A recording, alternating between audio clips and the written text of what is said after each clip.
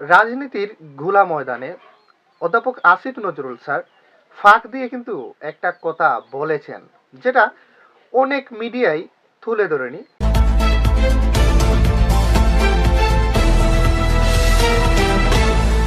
হাতে গোনা মাত্র দুই একটা মিডিয়া এই কথাটাকে তুলে ধরেছে। খুবই গুরুত্বপূর্ণ একটি কথা বলেছেন। তো আসুন আমরা সেই কথাটি একটু দেখি। বিষয়ে খুব খেপে যায়, স্বরাষ্ট্র মন্ত্রণালয় থেকে পুলিশ কেন কাজ করতে পারছে না। আচ্ছা, আপনারা আমাকে বলেন, 100টা পুলিশের মধ্যে 80টা পুলিশ হচ্ছে আওয়ামী লীগের আমলে নিয়োগপ্রাপ্ত। সে তার হৃদয়ে ছাত্রলীগের, সে কি এই সরকারের জন্য কাজ করবে? আসিফ নজরুল বললেন যে পুলিশ এখন আর এই অন্তর্বর্তী সরকারের জন্য কাজ করছে না। দেশের শতকরা 80% পুলিশই নাকি ছাত্রলীগের। দীর্ঘ কয়েকটা মাস পরে দায়িত্ব পালন করতে করতে আমাদের অধ্যাপক আসিফ নজরুল স্যার তিনি এই সিদ্ধান্তে উপনীত হয়েছেন যে দেশের শতকরা 80% পুলিশই ছাত্রলীগের। তিনি এই সিদ্ধান্তে উপনীত হয়েছেন 6 মাস দায়িত্ব পালন করার পর। এখন চিন্তা করতে পারছেন যে কতটুকু যোগ্যতাবান ব্যক্তি অন্তর্বর্তী সরকারের আইন উপদেষ্টা ছিলেন এতদিন ধরে। এই কথা বুঝতে ওনার 6টা মাস সময় লেগেছে, আর উনি এখন এই গান গাইতেছেন। এতদিন পরে হঠাৎ করে তিনি এখন এই গান গাইতেছেন। পুলিশকে যদি এই সরকারের অধীনে কাজ করানো না যায়, এই ব্যর্থতার দায়টা কার, সেটা আমি আসিফ নজরুল স্যারকে জিজ্ঞাসা করতে চাই।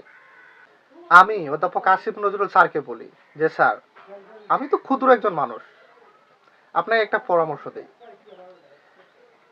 আপনি বললেন যে পুলিশ কাজ করে না, পুলিশ কাজ করবে।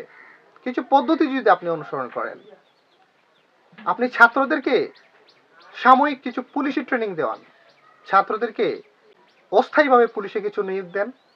দেখেন ছাত্ররা যখন কাজ করবে, ছাত্ররা যখন দেশের উন্নয়নে দেশের শৃঙ্খলা বজায় কাজ করবে, তখন পুলিশও ছাত্রদের সাথে তাল মিলিয়ে তাদের দায়িত্ব পালন করার চেষ্টা করবে।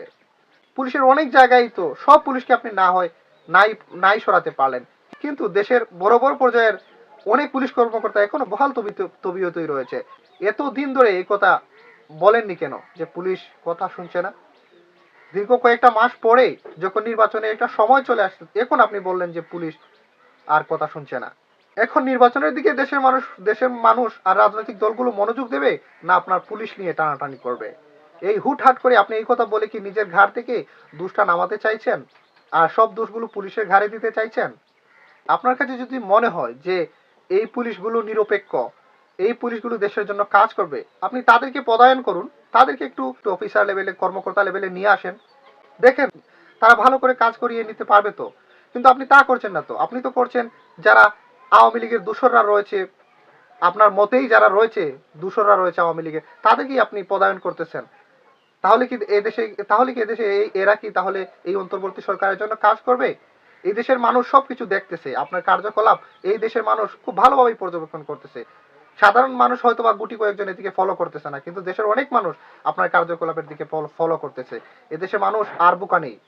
এই যে গতদিন এই পুলিশরা বেধড়ক ভাবে শিক্ষকদেরকে পেটালো, এটা কি আপনার সমর্থন ছাড়া কি পুলিশ এভাবে পেটাতে পারবে?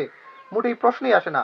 এই জুলাই বিপ্লবের পর এদেশের মানুষ অনেক আশা আকাঙ্ক্ষা নিয়ে আপনাদেরকে ক্ষমতায় বসিয়েছে, বিশেষ করে আপনাকেও ক্ষমতায় বসিয়েছে। আপনি আইন উপদেষ্টা হয়েছেন।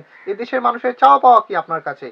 জুলাই বিপ্লবের সময় বা জুলাই বিপ্লবের আগে আপনি যে মানুষের ভালোবাসা কুড়িয়েছিলেন, মানুষের মন জয় করেছিলেন, সেই জন্যই তো এদেশের মানুষ ভালোবেসে আপনাকে এই ক্ষমতাটায় বসিয়েছে। কিন্তু আপনি যদি এই দেশের মানুষের আশার প্রতিফলন ঘটাতে না পারেন, ঘৃণা করবে, আপনার নাম শুনলে মানুষ মুখ ফিরিয়ে নেবে।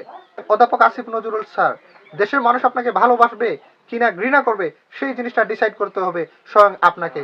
সুতরাং আপনি সিদ্ধান্ত নিন, দেশের মানুষের পক্ষ নিয়ে কাজ করবেন নাকি কোনো এক কুচক্রী মহলের পক্ষ নিয়ে কাজ করবেন।